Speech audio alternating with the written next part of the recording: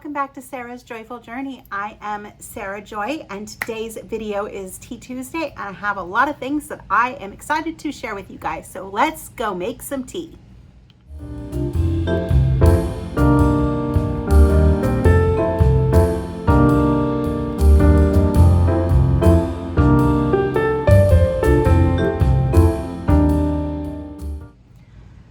My tea is Earl Grey, and it is in my 100 Years Collection Royal Albert in the poppy pattern, which is from the 1970s.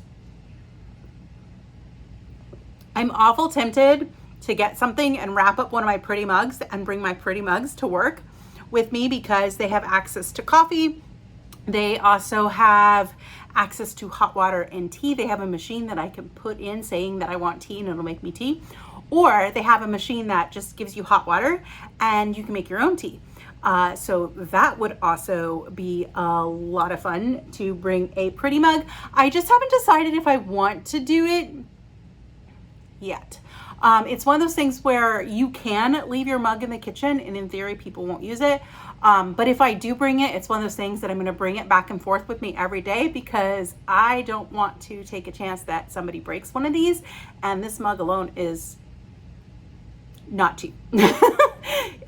It's worth it to me because I'm a collector and I love using my collection. It's $50. So, and there will come a point where they don't sell this anymore and it would be harder to replace. So I haven't decided on that front, but I might find a cheaper, pretty porcelain one like on Amazon or something that I could take and leave at work. And if something happened to it, I wouldn't be upset. But yeah, so that's that. Work has been good. I do apologize if the lighting is not great. If I have to, I will stop and I will go close that blind. But it is 6:30 at night and I've been home for just a little bit. I've been home long enough to water my plants and get ready to do Tea Tuesday, and I'm going to keep it fairly short this week because I do want to make sure that I can have dinner and get to bed at a reasonable time. So Tea Tuesdays may get a little bit shorter and we'll see. They may even at some point change dates to another day because it's going to depend on what my final schedule is going to be. So let's talk about new job, since that is what you all are probably wanting to hear about, since today was day 2 of my new job working for Morgan & Morgan. Day 1 was super chill. It was get in, learn about the company, learn about the dress code, which is actually casual. So I can wear jeans and graphic tees and things like that. However, I'm going to keep in more of the business casual attire just because that's where I feel comfortable. I feel comfortable like that. I'm not a person who wants to sit around in jeans all day. I usually don't wear them very often. Even when I'm at home, I have like linen type pants that I would rather wear over jeans. So I've got several pairs of comfy work pants. I'm going to order some more that I can use in even outside of work and dress down to make them more casual or dress them up to make more business casual. So I'm going to kind of be a mix of both just based on my style preferences and my comfort, which is awesome. Reminds me, I do have a question because with it being casual, the employee manual said you can't wear Birkenstocks, but I do want to ask about that because if they tell me no, I won't wear them. But if they say, yeah, that's totally cool, I could start wearing my Birkenstocks to work, and I am loving just wearing normal clothes that I'm comfortable in. I do need to get some more cardigans because I only have a couple and it's cold in the AC. I might adjust to that as time goes on. I might not. It will also depend on where my final desk is. And I'm going to go ahead and I'm going to pause right here and I'm going to angle those blinds so that the light is not shooting at me on my face. So give me just a moment. I'll be right back. All right, that's better. Yeah, so I'm super excited to be able to wear comfy, fun clothes. It's fun to get dressed for work. I spent like 20 minutes trying to figure out last night what I wanted to wear today, and I'm sure I'll have that same motivation. And I know that it's gonna wear off after a while, and it's just gonna be like, I pick clothes, I go to work. But for now, it's such a novel thing for me, so I'm really, really enjoying it. It seems to be a very good fit for me. It's a laid back, it's pretty casual as far as like they do actually treat you like adults, which they tell you they treat you like adults at Disney. They don't. Even when you are an adult, most of your managers are younger than you. And that's going to be kind of true in some situations too at this job. There will be crossovers, but the lady that's training me is about my age, which is really cool. And there are more people in the office that are my age. You do have younger people as well, but the ones that are in their 20s, there's not as many in their 20s. There are some, but I would say that most people are probably in their 30s to the 40s to like older 20s. So they're not like 18, 19, 20, 21, 22. Those ones are rarer, which is fine. And it's not a judgment. It's just an observation of this is how things work. So that is one thing that's kind of cool, is I feel like more into my age range. I feel like I have a career now versus a job. It's still technically a job, but I have a career path, because there is almost unlimited opportunities to move up, to move across, to change departments, to change jobs. So yeah. And I found out yesterday that a lot of times their case consultants, 20% of their case consultants get promoted every year. 20%. That's not a small number. I tried for years to move up at Disney, and I didn't fit their mold. So I didn't move up, despite the fact that I was good and I could have done it. Or they would have taken things that, like when I had injuries and stuff like that, they used that against me. Yes, I know they are not supposed to do that, but I let it go. I probably shouldn't have let it go, but I let it go. And at the same time, I'm kind of glad that I let it go, because I learned so much about myself, about me as an employee, about what I want, because I had jobs before Disney. I had a longer term job before I got married. I was at that job 1.5 years. But as far as most of my quote unquote work experience was being a stay-at-home mom. That's what I did for the longest time. So in a lot of ways, Disney was my first job. I had other jobs. There was a little bit of a gap between Disney and my last job. My last job was as a cake decorator in a grocery store. And I was a client advocate at the same time. That was my volunteer job. And I kept my volunteer job, which is actually on my resume, because it gave me skills. You don't have to be paid to do that. I also have my nonprofit on my resume because I gained skills from it. Even though right now my nonprofit is just kind of not doing anything, but it's okay. It's still there. It's still an active nonprofit, sort of. It's just not super active, but we have the ability to do that should things change and we be able to do it. We have everything that we need to do that. So those are on there. So I didn't necessarily have a huge gap, but Disney was my first real long-termish job. And I did gain a whole lot of skills during that time. And I am really blessed for that, because Disney is high volume of customer service. I got to interact with a lot of customers from around the world, around the country. And in my new job, I am going to be talking to potential clients from across the country.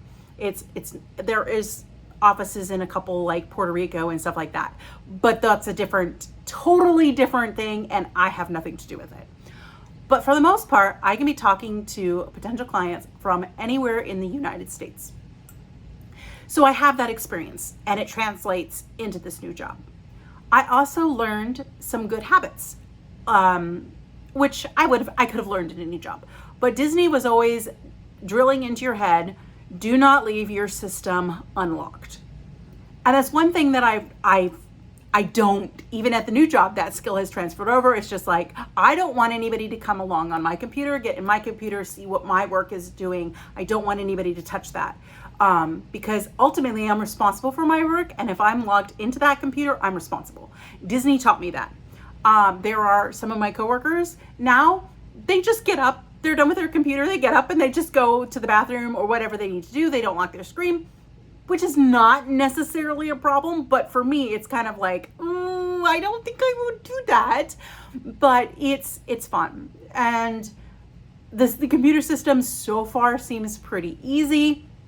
I'm seeing a lot of similarities as far as just workflow and things like that is crossing over.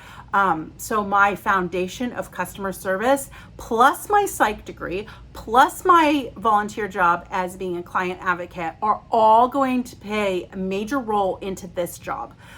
So as I'm in day 2, I am feeling, even though we haven't gotten very far, I'm feeling like this is going to be a spectacular fit for me. And I'm also feeling like I'm well qualified for the job, which when I applied for the job, I just had that imposter syndrome was just fighting with me. Like, you really have no skills, you're not marketable, you're not desirable, all of which is not true. But let's face it, we all go through imposter syndrome from time to time. We all deal with these thoughts and feelings, and I very much was. And the more that I applied, the worse I felt. So now that I'm in the job, I can see why I was selected for the job. I can see that I have the skills that they were desiring. I am the candidate that they were looking for. I did earn that job, but I didn't know that I earned it. I kind of felt like they just hire anybody and everybody up the street. This is not necessarily true. So it made me feel better about myself, knowing now that I'm in the job and I'm learning more about it, that I actually am the candidate they're looking for, and I am qualified for this job, and I am exactly who they're looking for. So that made me feel better, kind of on the hindsight thing. So that's been such a benefit to have all that experience and to be able to like look back. And it also makes me appreciate things. Like at Disney, you always had to ask to go to the bathroom. Always. It was so much micromanaging. And I'm sure other areas of Disney may or may not have it, but I guess it depends on who your coordinators and leaders are. And we didn't start out with so much micromanaging, but by the time that I left, there is a ton of micromanaging. And at my age, it's a little harder to deal with, just because sometimes when they're talking to you as a group, not directly, and they're correcting you as a group or bringing an issue as a group on things not to do, sometimes they come across because their leaders are, early 20s, and the managers are a little bit older than that, but not by much. They tend to treat you like children as a collective whole, and the attitude comes across. And sometimes that was a very hard pill to swallow. I never complained about it, but, well, I did a couple times, but that was more when it was a one-on-one type of thing. And I was like, no. I am an adult. I am older than you.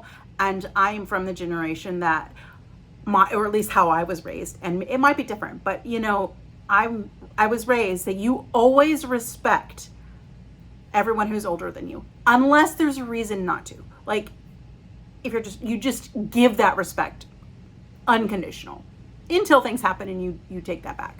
So to be treated like that by someone younger than me and in a very disrespectful manner was a harder pill to swallow. Never made an issue out of it because that's not who I am, but that doesn't mean that I just accepted it. I guess it did, but I didn't like it. It was just, ooh, no, that's just kind of weird and gross.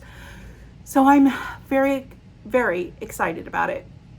Today, we learned about all the different kinds of cases, and that was interesting and intriguing. And I really think that I am going to do really, really well at this job.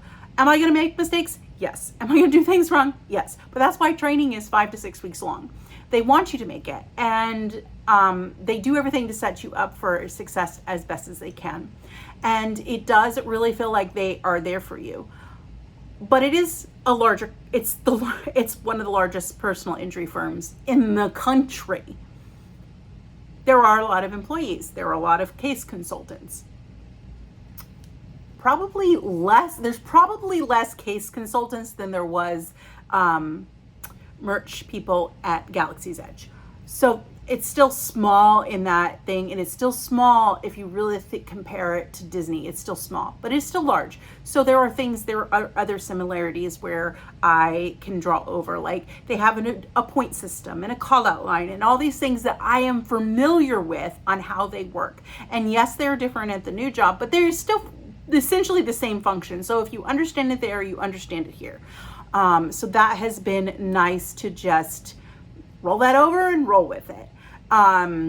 So yeah, I'm super excited, still a little nervous each day. I get a little bit less nervous.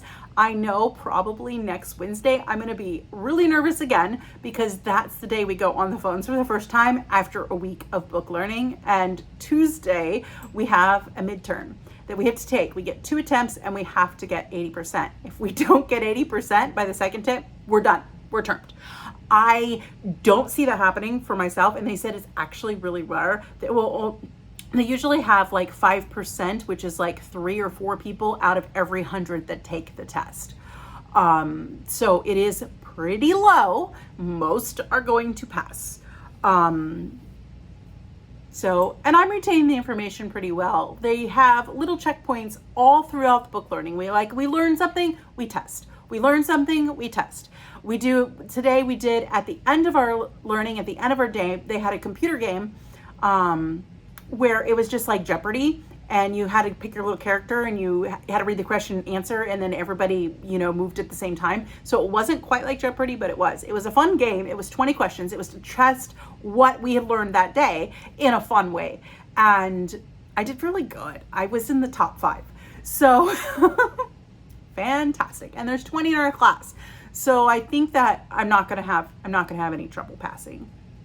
And just based on who I am and how I like to learn and being interesting. And this is an interesting job. It's always going to be the same but different every single day. And I think I'm going to like that. I also think I'm going to really like being busy. But at the same time, even though it is a call center, it is not your traditional call center. There are not time limits on the call. You want to be mindful of those, because you can earn really good incentives, and they're going to explain more how that works. They gave us a general overview. I'm not going to go into too much detail on that, of course. But you earn incentives based on how many retainers you receive. So you want to be getting as many retainers as you can. You want to make sure you're sending out a retainer and getting it back so that your conversion is high, so you can earn your incentives. So you don't want to take forever, but everyone is different. They did say the average call is about 20 minutes. So if you think about it, you are handling like 3 cases. Now they said some of them are you're on, you're off, you've got it all done in like 10 minutes. So you can have quite a few calls in an hour, but it depends on the person in front of you. You want to move at the pace of your client. You don't want to push your client, the potential client, because they aren't clients till they sign, but they're potential clients. So you want to be respectful. That's where all the empathy comes in. And that's also where your customer service skills are going to come in. Faking it till you make it. Someone's you getting upset or whatever, or they ask you a question or you forget what to do. You could say, please, could you please, thank you so much. Can you hold, stuff like that. And everything is scripted. So they give you a script that you have to follow, which of course you don't have to speak verbatim. But you follow a script guideline that is going to tell you what to say, how to say it. And how you say it is very important, because it's law. And if you say something different, if you use the wrong word, it could potentially backfire and look really bad on you. But again, we're at low stakes in some aspects of that, but it's a big firm. People know this firm. I found out just by being what I've learned in the past couple days in regards to applying it to my situation with my workers' comp. I did not pick a good lawyer. And you get what you pay for. They were talking about how much the firm takes, because it's the same thing. It's personal injury. It doesn't cost you anything to sign. They take that out of your settlement. and they get a percentage. I'm currently paying my lawyer, once I get my settlement, 25%. Morgan & Morgan gives 35%. But they also are not afraid to go to trial, and they're going to get you the mask settlement. I don't think my lawyer is in for that. He's in for it for a quick paycheck. And while I can understand that mentality, that's not how I feel. That doesn't take me as a person into consideration. Whereas at the new firm, that's what we're about. We're about the people. That's why their slogan is for the people, because they want to make sure that the client is seen, heard, felt, feels like they are represented and they are taken care of, and not just like a number. And a lot of times I do feel like I'm just a number with my with my lawyer. I send emails, they don't respond to it. I ask questions in those emails. I never get any response at all. So it does play a role. It does play a factor. I feel like everything's with my case is moving so fast. And yes, cases do move fast, but he's in it for the settlement. He's not in it to really fight for me. And it's a mistake. And it's kind of too late to fix that, but it's okay. Yeah, so it'll work. Hand is doing okay. I have been having more symptoms of numbness, tingling, and electric shocks. That could go away again, or it could not. It could stay. It does take an entire year, they say, to really heal from the surgery. But I do feel like I am significantly impacted. Not to the point where I can't work, obviously, but it does impact it. And it is going to impact my job. And I am going to have issues at my current job. But it's one of those things where I can manage it. So it's not like it won't be a new issue. It just won't be a new issue. But yeah, so I'm super, super excited about the future and how job is going. And just, I needed a positive. I needed a big success. I needed something just to like really look forward to and shoot for, because it was to the point where it seemed like for months and months and months, it was just like one thing after another, after another, after another, after another, after another, which was, it was impacting my mental health. I fought every day to be as positive as I possibly could be. And there were days where that was extremely hard, and it did affect my overall attitude, even though I was fighting so hard to stay positive. When you have that big of a situation, it does become hard, and you do have to fight it. So I was looking at it the best that I could, is like, get through the day. It's yes, but it was definitely time for me to leave Disney, whether I got hurt or not. And I see that now. This was just a convenient window to get out. So yeah. And I did get another job interview, or a potential job interview. And I did say no after, because I was still applying even while I got hired, just in case I wanted something closer to home. And after first day of training, I was like, I really want to give this a shot. I think I'm gonna like this. So I turned down the other interview process, even though it would have been in Claremont and 20 minutes away. It was selling insurance. I really don't want to do sales. This is not selling. They're pretty much, when they're calling, they're already sold. They're looking for a lawyer. It's a matter of you evaluating the case. Do they have a case, or the potential of a case, and signing the client and sending it over for the lawyers and the paralegals to do what they do. So yeah, and the light's getting bad again, so I'm going to try to rush. One other positive thing is, even though it is an hour from me, I have the opportunity, and I signed up, so I'm probably going to get it. I can do 4 10-hour days and have 3 days off. It won't necessarily be 3 days in a row. So usually they say most people will have 2 together and then you have a split, which I'm cool with, as long as I have at least 2 together. So I am doing that. It does mean that my days are going to be long. They were already going to be long with the travel anyway. So what's an additional couple hours? It really doesn't make a difference at the end of the day. I still get my 2 15-minute breaks, which I didn't think we were going to get, but we do. And I get an hour basically for lunch, or what they do. It depends on how they want to schedule you. You could get a 30 and a 30. So I could get like a 15, a 30, a 30, a little break, another 30, and then a 15. Or I could do a 15 and then another 30 at the end. All right, I'm gonna go ahead and pause this and close the blinds again. So I am excited about doing 4 10-hour days because it means less gas, less mileage, because I'm only traveling 4 days a week instead of 5 days a week. So that saves me 80 miles. That is going to save me probably about $10 to $15 in tolls. It depends. It keeps sending me somewhere else, a different way home, and I haven't figured out how that's going to affect. But the toll roads are nice. I go in the morning, I take I-4, but I get on the expressway on I-4 and I just zoom right along. It's 2 lanes. There's hardly any traffic. And then on the way home, it usually sends me another way on other toll roads, and there's less traffic. So there's still some, and it's going to take a while getting used to driving that. But all in all, it has not been a horrible commute like I was thinking. And it might get old after a while, but I'm still kind of like enjoying it because I get to listen to a book and stuff like that. So lots and lots of fun.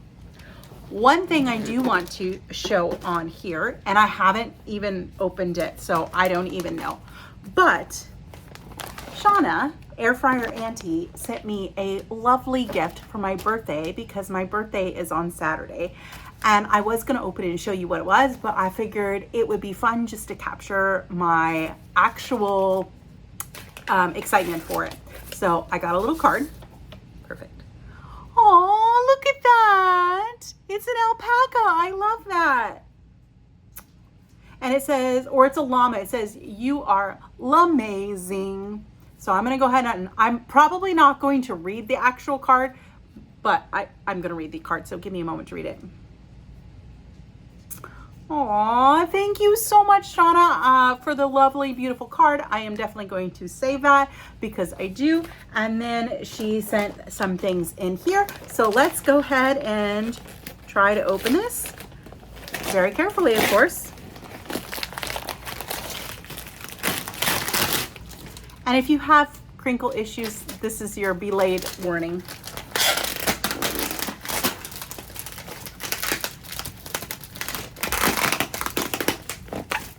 This is very well wrapped.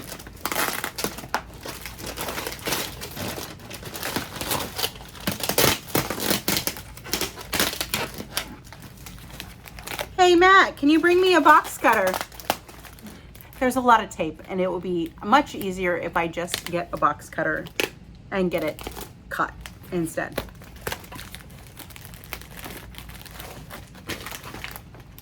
All right, box cutter acquired.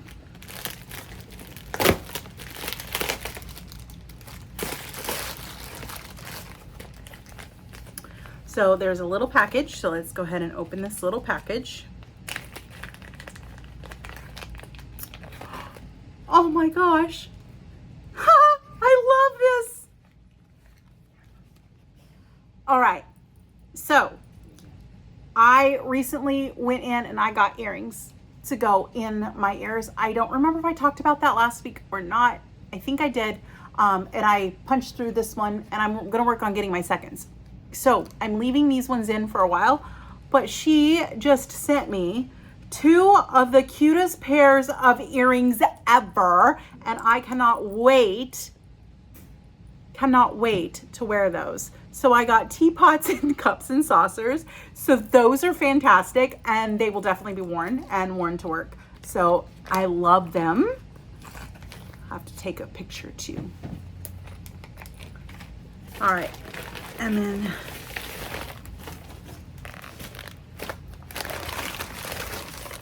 oh my gosh,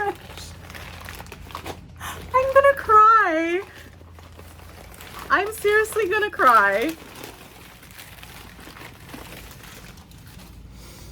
It's a tea for one, y'all. It's so beautiful.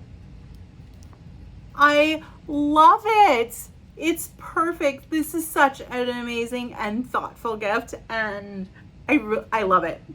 I will gonna hand this to Matt so he can put it in the kitchen for me for now, and then I'm going to find the most perfect spot for that. So Shauna, thank you so much for making my whole day and picking a very thoughtful gift. And there goes my lights. So if you like this video, be sure to give it a thumbs up and subscribe and hit that bell notification. So every time I upload a new video, you will be alerted to it. Have a wonderful and joyful evening, and I will be back with you again soon. Bye for now.